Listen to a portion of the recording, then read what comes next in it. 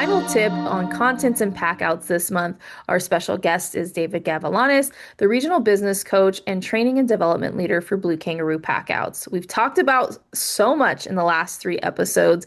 This week, I think we're going to talk about one of the foundations of contents and packouts, and that is chain of custody and inventory and all that fun stuff, but all the parties that are involved in this. So, David, how does maintaining a proper chain of custody protect the restorer, adjuster, and homeowner throughout the contents handling process?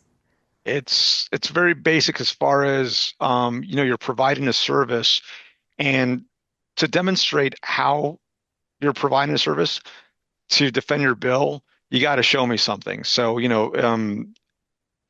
you're packing out a 1,500 square foot house, it might have taken you, one and a half trips with, your 16-foot box truck or what have you. And, where do you store it? Well, if you're going to, vault store it, then at least you have an idea that you got this many vaults that you can bill for, with so many items and so many items in boxes. And so creating that chain of custody early also, creates that it generates that estimate that you're going to then forward to the carrier, which they will then look at and make an assessment on their own, as far as the work that you've completed. That same inventory goes to the insured, where they can reconcile with what they know, which is this is their stuff. And is this actually my stuff, or did you misplace something? And even when you go to deliver things back, that chain of custody is so crucial because there's a process that we go through where we reconcile everything at the end of the project before it goes back and make sure that everything we've taken goes back to the customer. And the worst thing that can happen is if the customer gets something back that isn't theirs. And the first question that arises is, okay, is there something of mine at someone else's home? Right. So it's very basic as far as, the what and the why of chain of custody.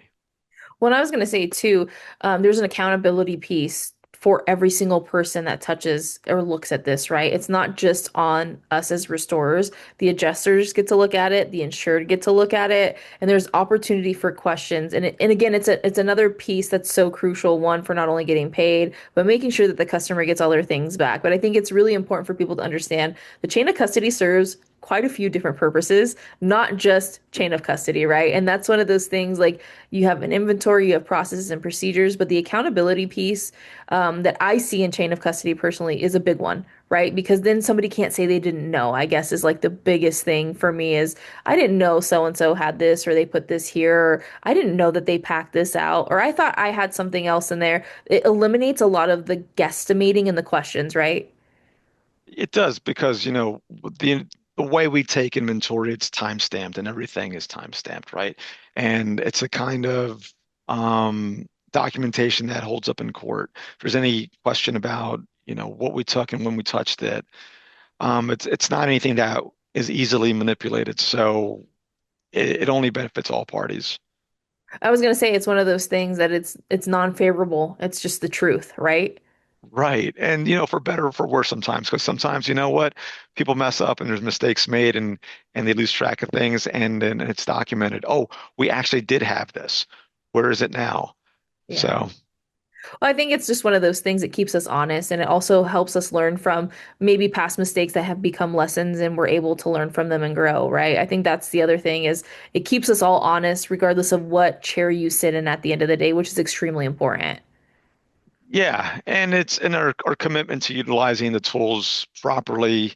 That's what, separates a situation from being a positive claims outcome to a difficult discussion. No, 100%. Well, that concludes our technical tip month on contents and packouts. Thank you so much, David, for your time. I look forward to talking about this a little bit more in the future and we can peel back some other layers. But for all of you watching, thank you for tuning in to this month's series and we'll see you on the next series. Take care.